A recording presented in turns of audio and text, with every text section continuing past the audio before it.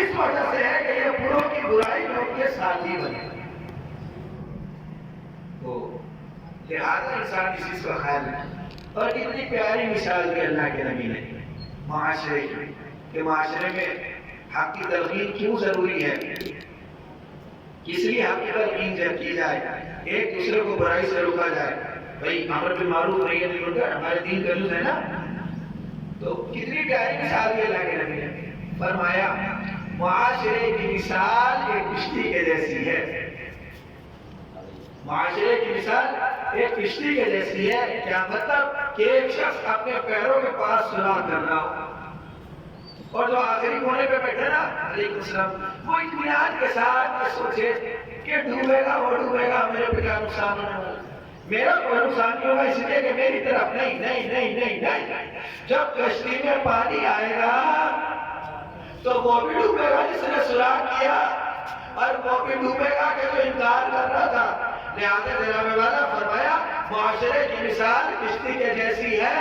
معاشرے میں کوئی یہ سوچے میرے گھر پہ تو حجاب ہے، وہ بے حجاب ہے تو کیا ہوا، میرے گھر پہ تو نمازی ہے، وہ بے نمازی ہوئے تو کیا ہوا، میرے گھر پہ تو متدین ہے، اگر وہ لوگ بے دین ہے تو کیا ہوا. نہیں، انہیں بھی اپنے جیسا بناؤ، اس لیے کہ ان کے رنگ میں کہیں ایسا نہ ہو کہ ہماری اولادیں بھی رکھنے لگے.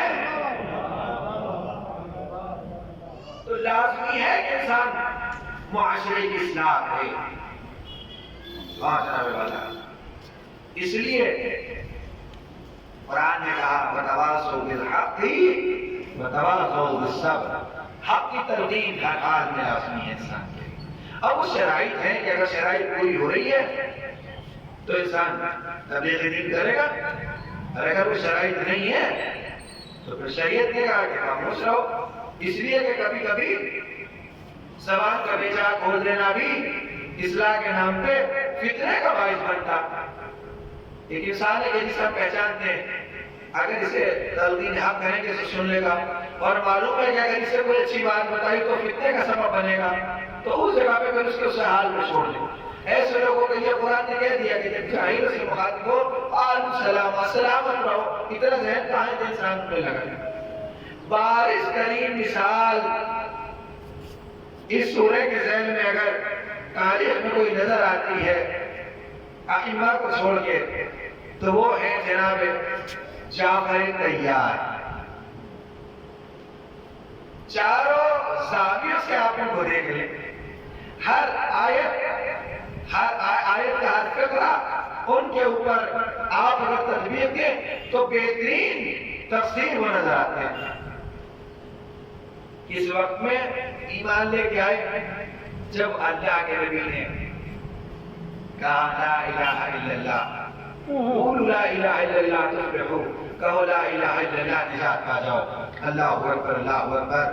دیکھنے والی نگاہوں نے دیکھا کہ اللہ کے نبی اور جناب امیر مسجد الحرام میں آئے، اور جب نماز کے لیے کھڑے ہوئے تو جناب ابو طالب نے کہا جعفر تم یہاں کیا کرتے ہو؟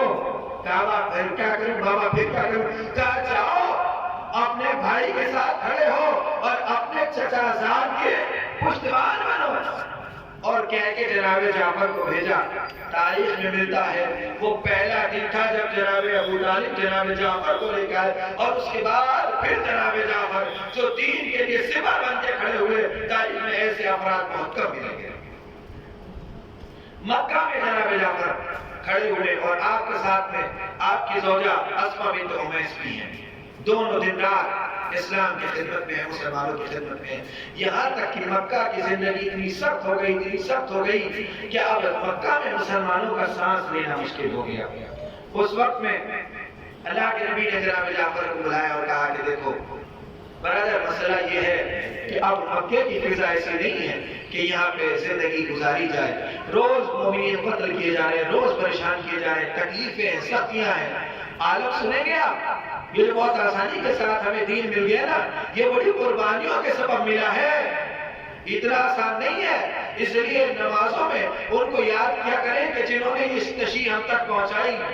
اپنے قرآن کی تلاوت کر کے ان کو اس کا ثواب ہدیہ کیا کریں. اپنے صدقات میں ان کو یاد رکھا کریں کہ جنہوں نے علی اللہ کی تلقین ہمیں کی ہے. جناب والا بہت سخت مراحل گزرے ہیں. ایک شخص ہے خباب ابن ارد، اللہ کے نبی کے صحابی، صحابہ کو میں سے ہیں، 22-23 سال کے جوان تھے جب مسلمان ہو گئے تھے، ایمان لے آئے تھے. تو کوفہ میں جناب امیر خطبہ ارشاد فرما رہے تھے اور خباب کو بلایا، خباب آؤ. تو خباب کی بیماری یہ ہو گئی تھی کہ ساری جلد خراب ہو گئی تھی. خباب کی جوانی میں جلد خراب ہو گئی تھی، کھال سکین کی پرابلم سٹارٹ ہو گئی تھی. کیوں؟ اس کا سبب سمجھے کہ جناب خباب کو بلایا اور بلانے کے بعد حضرت نے کوفے کے ممبر پہ بھیجا اور بھیجنے کا کہا کہ خباب اپنا کرتا اٹھا دو. اللہ کا گھر، جمعہ کا روز جمع غفیر، اور کسی سے کہا جائے اپنی کمر کھول کے دکھاؤ تو اٹپٹا سا تو لگے گا، عجیب سا لگے گا. حکم جناب امیر تھا. خباب نے اپنی کمر جب کھولی کہا کہ لوگوں کی طرف کرو. اب جب لوگوں نے دیکھا تو نظر نہیں سکتی. کمر اس طریقے سے تھی جیسے مگرمچھ کی کمر دیکھی آپ نے، بوٹیاں باہر نکلی ہوئی تھی. خباب کو مخاطب، لوگوں کو مخاطب کر کے کہا کہ اہل کوفہ، یہ جو تم بڑی آسانی سے کہتے ہوتے ہو نا لا الہ الا اللہ محمد رسول اللہ، جانتے ہو اس کے لیے یہ قربانیاں دی گئی ہیں. اتنا آسان نہیں تھا مکے میں اسلام لانا. اب بات ادھوری رہ جائے کہ منافقین کا ذکر نہ کروں، پھر یہ ہو جائے گا کہ مولانا کہہ رہے تھے کہ مکے میں سارے مومن تھے. سارے مومن نہیں تھے، ان کا بھی ذکر کروں گا انشاءاللہ. سب آپ میرے محمد علوہ پہ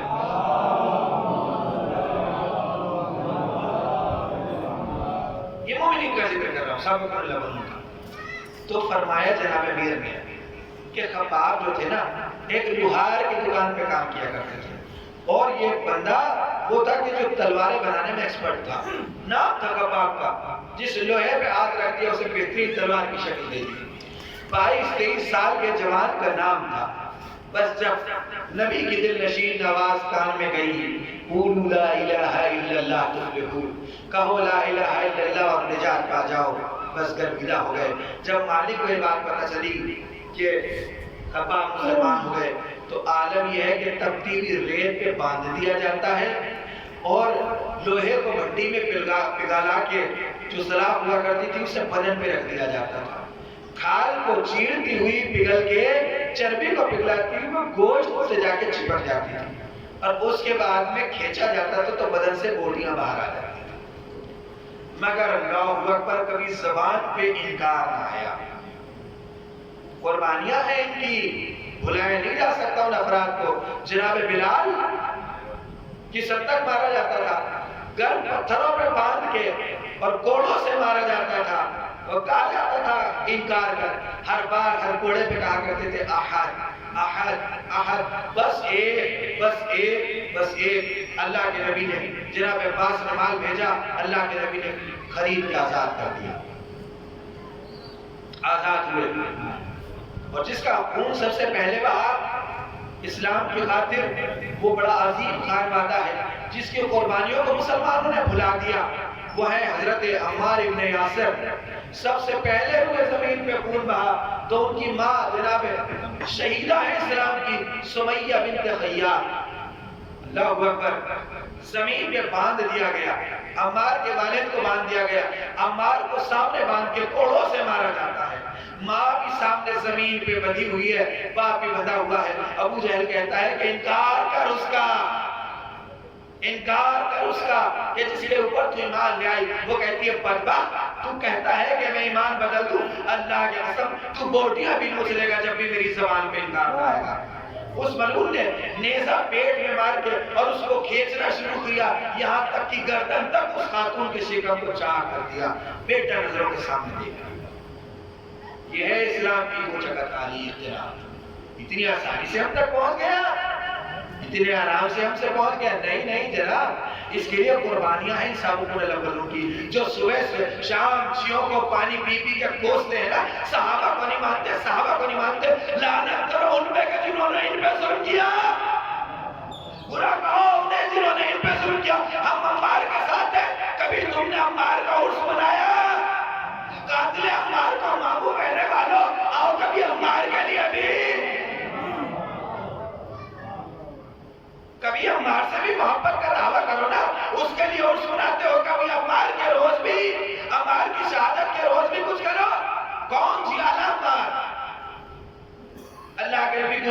دیکھا سرتا پاک خون سے رنگین، ماں کا جنازہ سامنے ہے، شکم پھٹا ہوا ہے، باپ کو بھی مارا گیا، باپ کو بھی جسم کو پھاڑ دیا گیا اور بیٹا بندھا ہوا ہے۔ اللہ کے نبی گزرے، دامن سے عمار کے چہرے کو صاف کرتے ہیں اور اس کے بعد میں کہتے ہیں عمار چہرہ اٹھاؤ۔ عمار شرما رہے کیوں شرماتے ہو آقا؟ مجھے معاف کر دیں۔ کس لیے؟ آقا جب انہوں نے مارا نا، مجھے بہت زیادہ مارا، ساتھ نے ماں کو شہید کر دیا، باپ کو شہید کر دیا، تو انہوں نے مجھ سے کہا کہ اپنے نبی کے لیے جا، اچھا تم مسلمان رہے گا اور ایمان نہیں چھوڑتا تو اپنے نبی کو کچھ کہے۔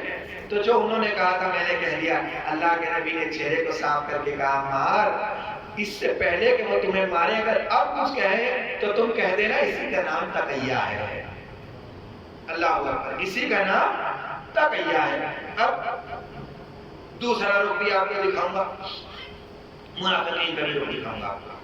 تو یہ وہ افراد تھے کہ جو سابقون الاولون میں سے تھے، اسلام کے لیے کھڑے رہنے والے تھے، سب نے اٹھا رہے تھے، گھر لوٹ رہے تھے، مال لوٹ رہا تھا اور جان سے جا رہے تھے مگر اسلام پہ تھے۔ اور اس کے بعد میں پھر اللہ کے نبی نے فرمایا اللہ کی قسم، آل یاسر یعنی جناب عمار کے والد، ان کے جسموں میں، ان کے خون میں، ان کے گوشت میں، ان کی ہڈیوں میں ایمان پیوست ہو چکا ہے کہ ایمان ان سے جدا نہیں ہو سکتا۔ یہ تو تھے عمار، یہ تو تھے عباب، یہ تو تھے حمزہ، یہ تھے جعفر، یہ تھے اسماء بنت امیس۔ یہ ایک طرف ہے، کوئی اس سے غلط معنی نہ لے لے کہ وہ آپ کے مولوی صاحب کہہ رہے تھے مکہ والے بڑے مومن تھے، نہیں، مکہ میں بدماش بھی تھے، اس کا بھی اشارہ کر دو۔ اہل مکہ جو تھے نا وہ جھاڑ پھوٹ میں بہت بھروسہ رکھا کرتے تھے۔ تاریخ نے لکھا کہ ان تمام تر چیزوں میں، خرافاتی چیزوں میں ان کا ذہن بہت تھا اور یہ کاہنوں کی باتوں پر بہت کان دھرا کرتے تھے۔ ایک ان میں سے تھا گدھوں کا دلال، جو دلال تو سبھی جانتے نا، بازاروں میں کھڑے ہو جاتے ہیں، ہم نے دیکھا، ٹھیک ہے نا، اور خرافات بھی بڑی عجیب عجیب کیا کرتے ہیں۔ وہ کیا کرتے ہیں کہ ایک کپڑے میں چونٹیوں کو باندھ کے اور اس کے اوپر سالن کے کچھ اینٹیں لگا دیتے ہیں اور بغل میں رکھتے ہیں۔ اس سے کہا کہ کتنے کا جانور بیچو گے؟ کہ اتنے کا۔ دوسرے کے پاس گیا اور کہہ دیا کہ جانور میں بیچ رہا ہوں، اور اس پر قسم کھاتے ہاتھ کو، دوسرا سمجھتا کہ اس میں روٹیاں ہوں گی، کھانا ہوگا، کہتے ہیں اس کی قسم اتنے میں خریدا ہے۔ جناب والا چلے ایک بار سلوات دیں محمد والا۔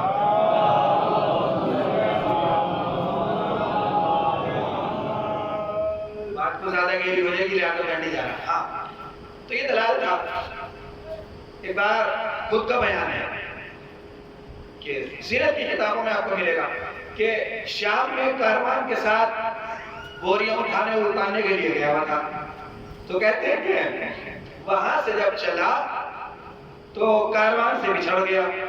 ایک عیسائی مجھے پکڑ کے لے گیا، دن رات مجھ سے محنت دیا کرتا تھا، مارتا بھی تھا اور ایک وقت کا کھانا دیا کرتا تھا۔ ویسے تو بڑے جرأت کے قصیدے پڑھے جاتے ہیں اور یہاں ایک بوڑھے کے چنگل سے بچ کے رہا سے۔ تو کہتے ہیں کہ وہ خیر، میں اس کے پاس رہا یہاں تک کہ اس کے دیر میں ایک بڑا بابا آیا، ایک بڑا بزرگ آیا۔ اس نے جب مجھے دیکھا تو اس نے کہا تو نے اسے کہاں سے پکڑ لیا؟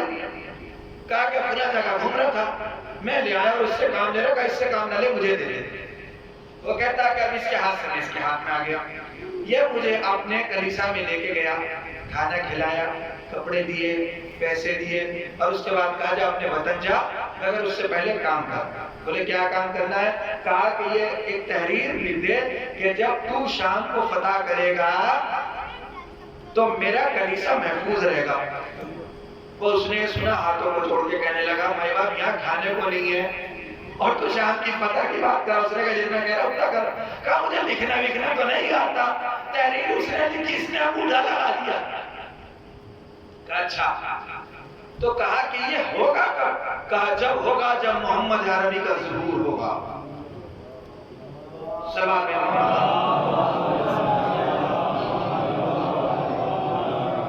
تو ان کے ساتھ ہو جانا شام کی سلطنت مل جائے گی۔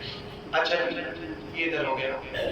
ایک اور تھا جو مصر گیا ہوا تھا، گھڑ دوڑ ہو رہی تھی، گھوڑا دوڑانے لگا، دامن اڑ گیا، پیر پہ سے جب کپڑا ہٹا تو ایک کاہن نے دیکھ لیا، جب گردوڑ ختم ہو گئی سے بلایا، اور بلانے کے بعد کہا کہ دیکھ مال بھی لے، دولت بھی لے، تو پڑوس، تو جو ہے وہ مسافر ہے، اور میں سمجھ گیا کہ تو مکے سے آیا۔ اس نے کہا تجھے کیسے پتا؟ کہا بس میں سمجھ گیا، علامتیں دیکھ رہا ہوں، دیکھ جب مصر کو فتح کرنا تو ہمارے کلیسا پہ ہاتھ نہ رکھنا، اس لیے دے رہا ہوں۔ اس نے کہا کیسی فتح اور کیسا؟ اس نے کہا ہوگا، کیسے ہوگا؟ کہا کہ آخری نبی آنے والی، ان کے ساتھ لگ جانا، مصر تجھے ملے گا۔ یہ بھی تیار ہو گیا۔ اب تیسرا والا جو تھا وہ ایک تھا ان میں سے کوئی منافقین میں سے، وہ کپڑا بیچنے کے لیے یمن گیا ہوا تھا، گٹری لے کے گھوم رہا تھا۔ تو جب اسے بوڑھے نے دیکھا، کہا کہ تم یہاں کیا کر رہا ہے؟ کہا کہ تم مجھے جانتا ہو؟ کہا تجھے جانتا ہوں، وہ سارے آثار تیرے چہرے پہ دیکھ رہا ہوں۔ کہا کیا مطلب؟ کہا مطلب یہ ہے کہ فوراً مکے لوٹ جا۔ کیوں؟ کہا کہ یا ظہور ہو گیا یا ظہور ہونے والا ہے، اعلان نبوت ہونے والا ہے، جا کے مل جانا، ایک دن یمن کی حکومت تیرے اختیار میں ہوگی۔ یہ سچی بات، کہ بالکل سچی بات۔ اب جب یہ لوٹ گئے تو اتفاق سے وہاں پہ یہ ہو گیا تھا، بس ابھی نہیں یقین ہو گیا کہ ان بوڑھوں کی بات جھوٹی نہیں ہو سکتی۔ ایک ہوا بیٹھ گئے کہ بھائی کیا کیا جائے؟ کہا کہ بھائی دیکھو ایسا ہے، زیادہ گرم ہونے کی بھی ضرورت نہیں ہے اور زیادہ نرم ہونے کی ضرورت بھی نہیں ہے، اپنوں کے ساتھ بھی رہنا، ان کے ساتھ بھی رہنا، یہ دیکھنا اون کس کرمٹ بیٹھ رہا ہے۔ تو یہ ہوا کرتا تھا، ادھر بھی رہا کرتے تھے ادھر بھی رہا کرتے تھے، دونوں طرف رہا کرتے تھے، مگر کبھی کبھی انسان کو مغالطہ ہو جاتا ہے۔ ہوا یہ کہ جناب والا جب دیکھا جناب ابو طالب کے جذبے کو کہ ایک روز قریش نے نبی صلی اللہ علیہ وسلم کے اوپر کچھ گندگی پھینک دی، آپ آنکھوں میں آنسو تھے، چچا کے قریب آئے، چچا نے جب یہ دیکھا تو آنکھوں میں آنسو آ گئے، کہا کہ اللہ کے نبی یہ افسردگی کیسی؟ کہا چچا آپ کے ہوتے ہوئے اہل مکہ ایسا کریں، وصیت سننا تھا۔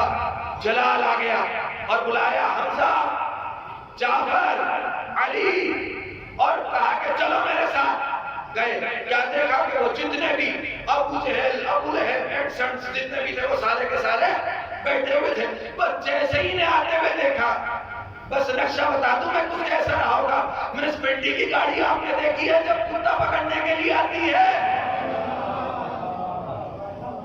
کیا کیفیت ہوا کرتی ہے؟ بس ایسے ہی کچھ کیفیت تھی، جو در تھا وہ در بھاگا۔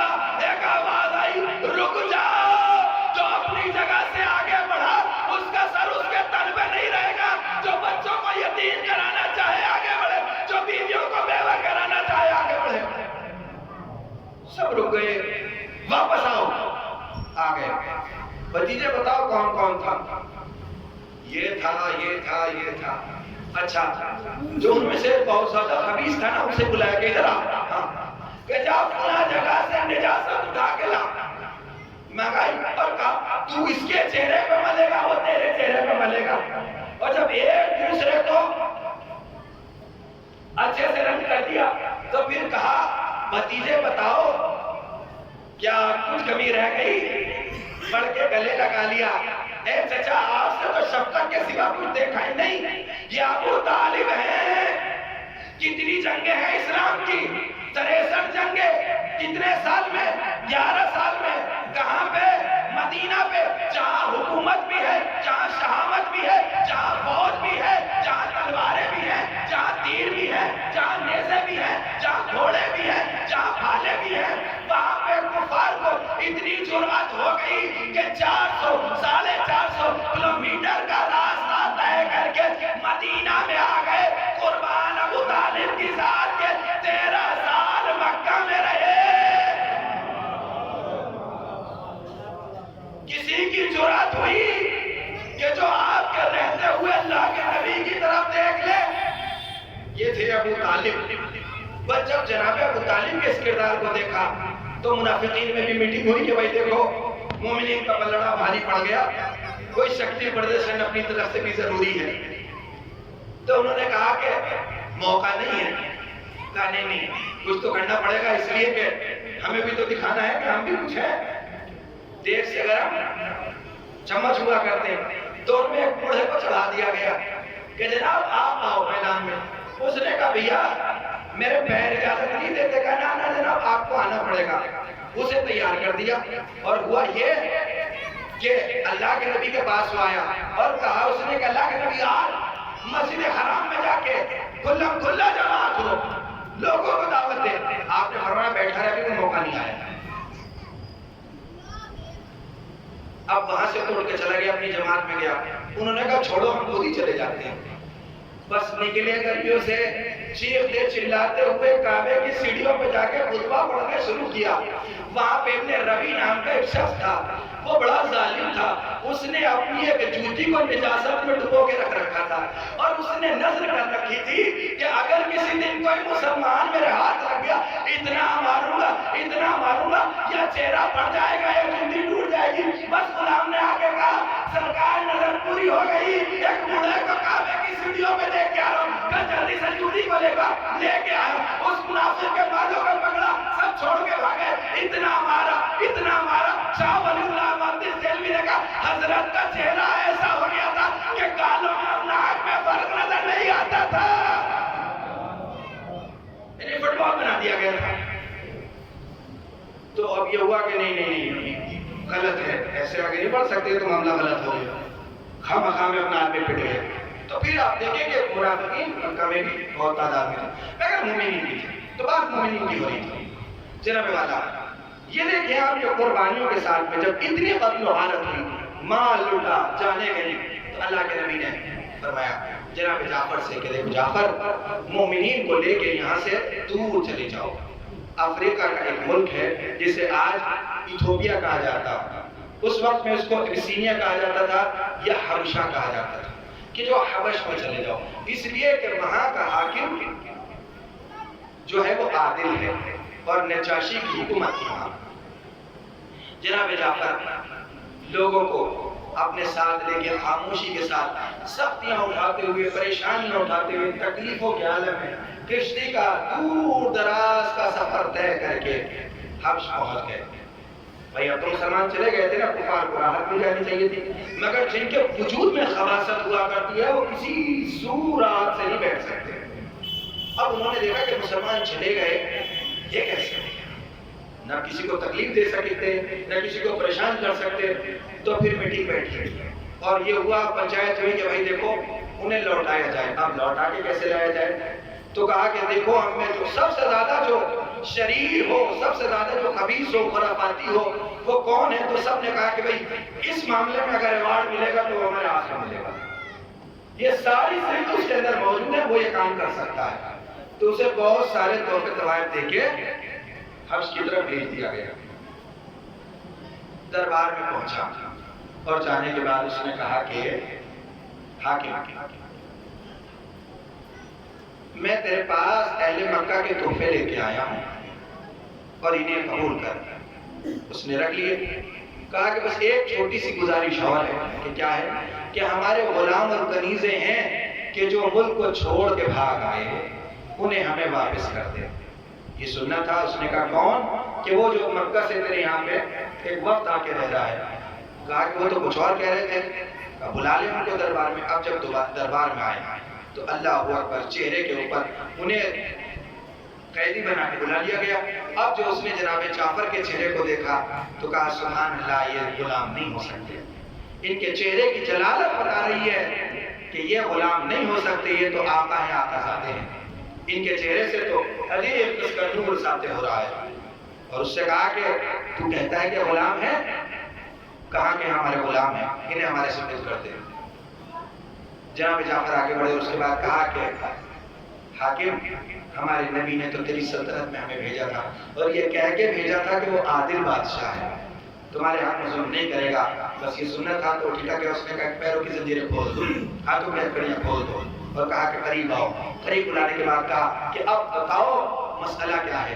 جناب جعفر نے کہا کہ دیکھ حاکم، ہم قوم عرب ہیں اور ہماری صورتحال یہ تھی کہ ہم مردار کھایا کرتے تھے، نجاست کھانے والے لوگ تھے، گندا پانی پیا کرتے تھے، سود کھانے والے تھے، رشتوں کو ختم کرنے والے تھے، نہ جانوں کا احترام تھا، نہ ناموس کا احترام تھا، نہ مال کا احترام تھا، بچوں کو زندہ دفن کر دیا جاتا تھا، عورتوں کے اوپر رحم نہیں کیا جاتا تھا، انہیں میراث سے محروم رکھا جاتا تھا، ایک دوسرے کا مال حرام طریقے سے کھایا جاتا تھا، ہم میں سے کوئی کسی سے امان میں نہ تھا، بتوں کی عبادت کرنے والے تھے، جنہیں ہاتھوں سے بناتے تھے انہیں پوجا کرتے تھے، ایک سے ایک خرافات ہمارے درمیان میں تھی۔ بس یہ سوچ لے کہ خوف اور خطر کے عالم میں ہم ہر لمحہ گزارا کرتے تھے، یہاں تک کہ اللہ نے ہم نے احسان کیا اور ہمارے درمیان میں ایک نبی کو بھیجا جو یہ کہتا تھا سب کی عبادت چھوڑ کے اس کی بندگی کرو کہ جس نے تمہیں خلق کیا۔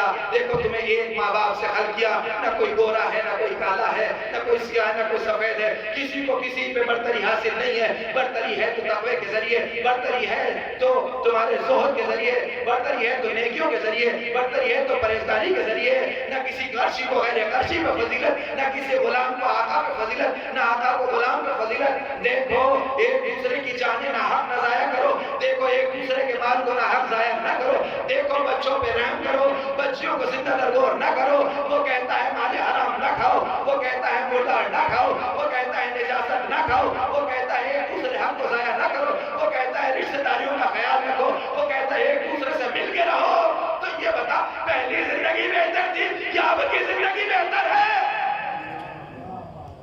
بس جب اس نے سنا تو آنکھوں میں آنسو آ گئے۔ یہ پیغام کہاں؟ یہ پیغام اچھا تمہارے ہاتھ سے کہا کہ جہاں سے آیا تو میں لوٹ جاؤں، ہرگز یہ تجھے نہیں لے جائیں گے۔ وہ لوگ اپنی منزلوں کی طرف چلے گئے، عمر اعظم ساحل کے پاس آ کے بیٹھا اور پھر سوچنے لگا کہ کیا کہوں کہ پاسا پلٹ جائے۔ دوسرا دن ہوا، حاکم کے پاس آ کے کہا کہ وہ ٹھیک ہے آپ بھیجو انہیں، مگر ایک بات بتاؤں ہاں کہ تو آپ کے دین کے بھی دشمن ہے، ہمارے دین کے دشمن ہے۔ ہاں کہ کیا؟ کہ یہ تم تو کہتے ہو عیسیٰ اللہ کے بیٹا، اور یہ عیسیٰ کو اللہ کا بیٹا نہیں مانتے، یہ تو محمد کے بعد مانتے ہیں۔ اس نے کہا کیا مطلب؟ کہا یہ دین میں سیندھ لگانے کے لیے آئے ہیں، تمہارے لوگوں کو خراب کر دیں گے۔ بات بہت بڑی ہو گئی، جب دین کی بات آ جاتی ہے نا تو مسئلہ بدل جاتا ہے، نوعیت بدل جاتی ہے۔ اچھا اس نے پھر دربار میں طلب کیا اور کہا کہ کیا ایسا ہی مسئلہ ہے؟ تو انہوں نے کہا کہ ہمارے یہاں عیسیٰ کو روح اللہ کہا گیا، تو کہا عیسیٰ کے متعلق کچھ بیان کرو، مریم کے متعلق کچھ بیان کرو۔ اب جو انہوں نے سورہ مریم کی آیات پڑھنی شروع کی، نجاشی رونے لگا، اور جب انہوں نے کہا انی عبد اللہ وآتانی الکتاب وجعلنی نبیا، بس جیسے ہی یہ کہا کہ میں اللہ کا بندہ ہوں اور اس کی طرف سے کتاب لے کے نبی بنا کے بھیجا گیا ہوں، اور میں مبارک ہوں جس زمین پہ رہوں، اور اللہ نے مجھے میری ماں کے ساتھ نیکی کرنے والا بنایا اور مجھے شقی نہیں بنایا، یہ سننا تھا۔ اس کی آنکھوں میں ساروں قطار آنسو تھے، اور کہا کہ اللہ کی قسم تم میں اور ہمارے درمیان میں بس ایک لکیر کا فاصلہ ہے۔ ہمارے ہاتھ سے کہا اب دوبارہ اگر تجھے اپنی مملکت میں پایا تو جان کا امان نہیں ہے، جن قدموں سے آئے تو ان قدموں سے لوٹ جا۔ یہ تھے جعفر طیار کہ مکہ میں بھی تبلیغ دین کی، حبش میں بھی جا کے تبلیغ دین کی، یہاں تک کہ نجاشی کو مسلمان کر لیا۔ اللہ اکبر۔ اور یہ جعفر ہیں کہ اللہ کے نبی کو ان سے اتنی محبت ہے کہ جب فتح خیبر ہو گئی تھی نا تو اسی وقت میں جناب جعفر لوٹ کے آئے تھے، اور جب جعفر کے آنے کی خبر سنی تو اللہ کے نبی کہتے ہیں ایک طرف علی کی فتح اور دوسری طرف جعفر کا آنا، ان دونوں خوشیوں کو ایک ساتھ اللہ نے دیا مجھے، اس خوشی میں سمجھ نہیں یہ خوشی بڑی مناؤں یا اس خوشی کو بڑا سمجھوں۔ جعفر بھی ہے اور علی بھی ہے۔ اللہ اکبر۔ جناب جعفر ہے کہ جو قدم بقدم اللہ کے نبی کے ساتھ ہے۔ کچھ وقت گزرا تھا کہ پھر ایک جنگ پیش آ گئی جسے جنگ موقع کہا جاتا ہے۔ اللہ کے نبی نے 3 سپہ سالار بنا کے بھیجے تھے، یہ کہ دیگرے کہا فلاں کے بعد فلاں، فلاں کے بعد فلاں، فلاں، جس میں جناب جعفر طیار بھی تھے۔ جعفر طیار اس جنگ میں گئے اور جانے کے بعد جناب جعفر کی شہادت واقع ہوتی ہے۔ اللہ کے نبی نے گریہ کیا، زاری کی، بہت روئے۔ جناب جعفر کے بچوں کو اپنے پاس بلایا، جن میں سب سے بڑے بیٹے جناب عبداللہ تھے، اپنے آغوش میں لیا، ان کے لیے دعا رحمت کی، دعا برکت کی، اور جعفر کی اولادوں کے اوپر اللہ کے نبی بے پناہ مہربان ہے۔ اپنی طول حیات جتنی شفقت جتنی محبت جناب جعفر کی اولاد سے تھی، حسنین کریمان کے بعد اتنی محبت کسی اور سے نہیں تھی. جہاں کہیں دیکھتے تھے ان کے لیے برکت کی دعا کیا کرتے تھے. اور یہی وہ عبداللہ تھے کہ جن سے جناب زینب کا عقد ہوا. وہ جعفر کے بیٹے اور یہ جناب امیر کی بیٹی، اللہ نے ان کو عبداللہ سے نوازا، اللہ نے انہیں زینب سے نوازا. ادھر عبداللہ اور ادھر زینب کبریٰ. اور جب ان کے ہاں اللہ نے اولاد بھیجی تو وہ اون محمد کی شکل میں تھی. کیا کہتے جناب والا، کیسے بچے رہے ہوں گے، کیسے جیالے رہے ہوں گے. بہت چھوٹے چھوٹے ہیں مگر آپ یہ دیکھیے جناب کہ کس طریقے سے والدین کے حق کو ادا کر رہے ہیں. تاریخ نے لکھا کہ جب جناب امام علی مقام نے مکے کو چھوڑا ہے اور چلے ہیں تو اس وقت میں جناب عبداللہ کی آنکھوں میں بیماری کی پریشانی تھی، تو خود تو نہ سکے، اپنے غلام کے ساتھ ایک خط بھیجا اور ساتھ میں 2 چھوٹے بچے بھی بھیج دیے. یہ چھوٹے ہیں عمر میں مگر گہرائے جعفر ہے. جعفر کا خون رگوں میں بہ رہا ہے، ابو طالب کا خون رگوں میں بہ رہا ہے. عمر بہت چھوٹی ہے. آقا میرا سلام آپ پہ ہو. آقا میں مجبور ہوں آپ کی نصرت کے لیے نہیں آ سکتا مگر میرے یہ چھوٹے بچے عمر میں چھوٹے ہیں. آقا یہ جعفر تیار ہوتے ہیں، یہ آپ کا ساتھ ہوں گے. آقا میری طرف سے اس ہدیے کو قبول کر لیں. جب یہ بچے پہنچے اور خط امام نے دیکھا تو آنکھوں میں آنسو آ گئے، بچوں کو گلے سے لگا لیا. جناب زینب نے جب بچوں کو دیکھا چہرے پہ مسکراہٹ آ گئی. اللہ اکبر، ارے میں بھی سرخرو ہو گئی. کربلا میں سب قربانیاں پیش کریں گے، میری طرف سے بھی قربانیاں ہوں گی. درود و سلام ہو زینب کبریٰ آپ پہ. اے تقدیر جگر کون ہوگا جو آپ کی مثال ہوگا. اے ام المصائب، ماں اولاد کی سلامتی کی دعا کیا کرتی ہے اور یہ ماں ہے کہ جو قتلگاہ کے لیے بچوں کو تیار کر رہی ہے. ہاں عزیزو، شب عاشور آئی، جناب زینب کبریٰ بچوں کو تیار کرتی ہیں. امام خیمے کے پاس سے گزرے تو کیا سنا کہ ماں بچوں کو تیار کر کے کہہ رہی ہے، اے میرے بچوں دیکھو کل کارزار کا دن ہے، قتال کا دن ہے. ایسا نہ ہو کہ ماموں شہید ہو جائے اور تم باقی رہو. کسی بھی صورت میں ہو ماموں سے اجازت لے لینا. اگر اجازت نہ دینا تو میرے پاس لے آنا، میں اجازت دلا دوں گی. مگر ہاں دیکھو میدان کارزار میں جانا ہوگا اور خبردار ایسا نہ ہو کہ نہر فرات کی طرف رخ کر لو. خیمے میں سکینہ پیاسی ہے، علی اصغر پیاسے ہوں گے. ایسا نہ ہو کہ تم پانی پی لو. اگر پانی کی طرف گئے خبردار رہنا، پانی پیو گے تو معدود نہ بخشے گی. کل کو آئے جعفر دکھا دینا، بتا دینا تم کس کی اولاد ہو. اللہ اکبر. ارے وہ وقت آیا کہ جب شہید اپنی اپنی قربانیاں پیش کر رہے تھے، دونوں بچے آئے. روایت کے جملے ہیں اتنے چھوٹے ہیں کہ امام کے ارد گرد آ کے کھڑے ہو گئے، ہاتھوں کو چومتے تھے اور کہتے تھے ماموں جان ہمیں بھی رن کی اجازت دے دے. اے ماموں ہمیں بھی رن کی اجازت دے دے. امام نے جب بچوں کو اجازت دی تو ہاتھ کو پکڑ کے کہا ماموں جان خیمے میں تو آئیے. امام کو لے کے آئے. ہم رن کی اجازت لیتے ہیں، ماموں اجازت نہیں دیتے.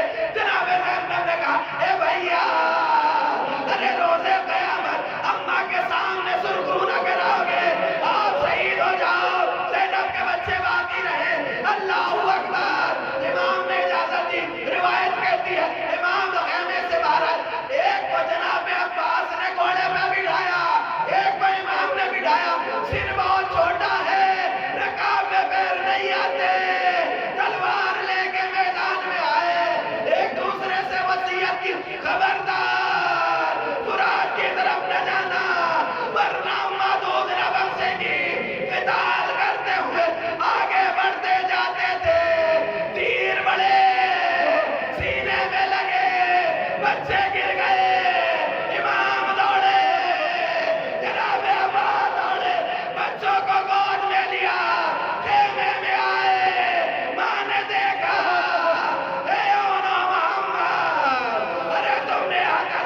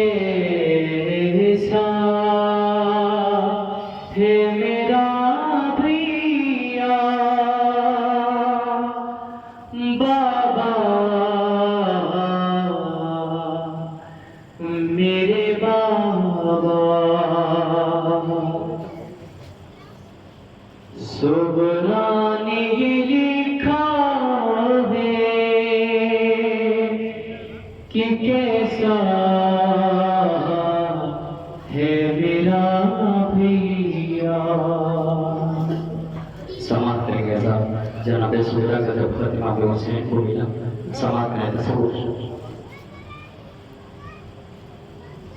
سہرا نے یہ لکھا ہے کہ کیسی ہے سکینہ بابا مجھے اب یاد بھی کرتی ہے سکینہ سہرا نے یہ لکھا ہے کہ کیسی ہے سکینہ بابا مجھے اب یاد بھی کرتی ہے سکینہ سہرا نے یہ لکھا ہے کہ کیسی ہے سکینہ بابا مجھے اب یاد بھی کرتی ہے سکینہ اب تو میرے اصغر کا بھی ماہ کا سینے ہے میں جانتی ہوں گھٹنیوں چلنے کا یہ دن ہے میں جانتی ہوں گھٹنیوں چلنے کا یہ دن ہے بھیا کا میرے دھیان تو رکھتی ہے سکینہ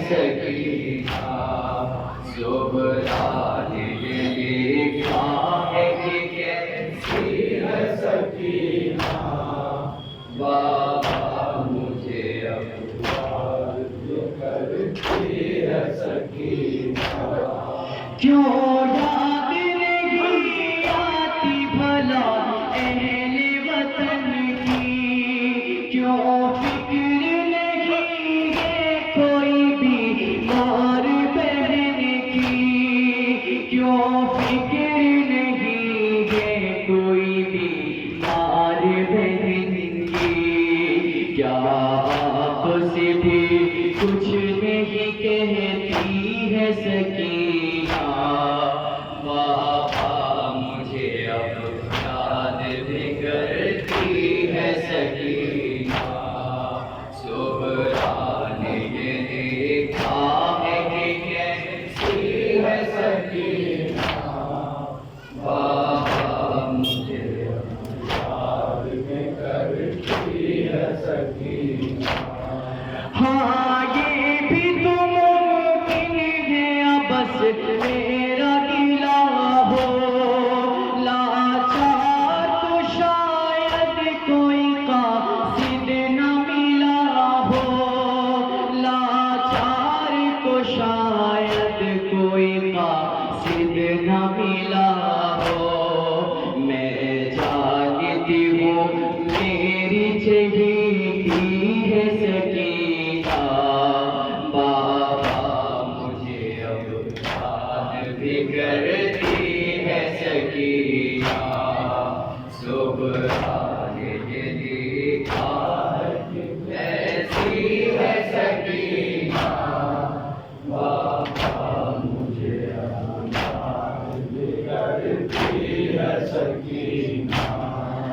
بھیا اکبر کو بھی کچھ میری خبر ہے، ان پر بھی جدائی کا میری کوئی اثر ہے، ان پر بھی جدائی کا میری کوئی اثر ہے، کیا ان کو میری یاد دلاتی ہے سکینہ؟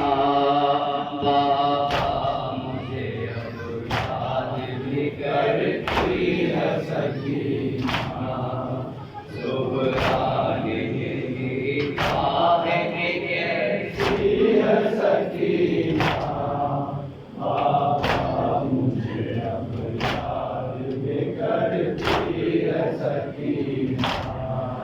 امّو سے کہیے گا کہ خود درد کی ماری ایک اور بھتیجی ہے مدینے میں تمہاری، ایک اور بھتیجی ہے مدینے میں تمہاری، مانا کی دلو جان سے پیاری ہے سکینہ، بابا مجھے اب یاد بھی کرتی ہے سکینہ، سبحان لکھا ہے کہ کیسی ہے سکینہ، بابا مجھے اب یاد بھی کرتی ہے سکینہ۔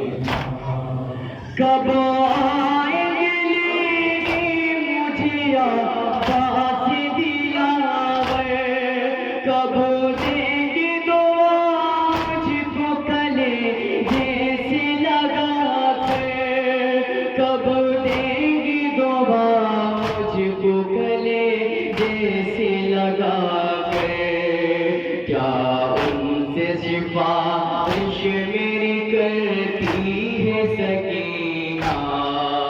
بابا مجھے اب یاد بھی کرتی ہے سکینہ، سبحان لکھا ہے کہ کیسی ہے سکینہ، بابا مجھے اب یاد بھی کرتی ہے سکینہ۔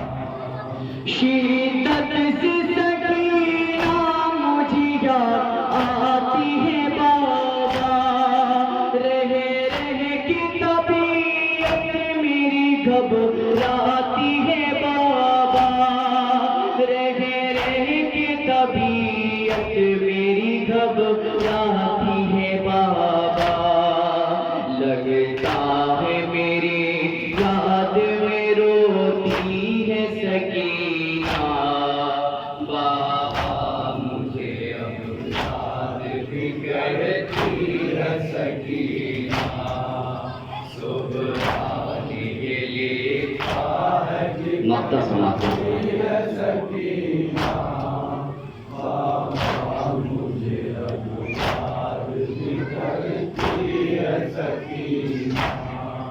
قاصد سے یہ فرمایا حسن شاہ نے رو کر، میں تربت اصغر پہ ہوں اور خیمے کے اندر، میں تربت اصغر پہ ہوں اور خیمے کے اندر، گہوارے پہ شیر سے لپٹی ہے سکینہ، بابا مجھے اب یاد بھی کرتی ہے سکینہ، سبحان لکھا ہے کہ کرتی ہے سکینہ، بابا مجھے اب یاد بھی کرتی ہے سکینہ۔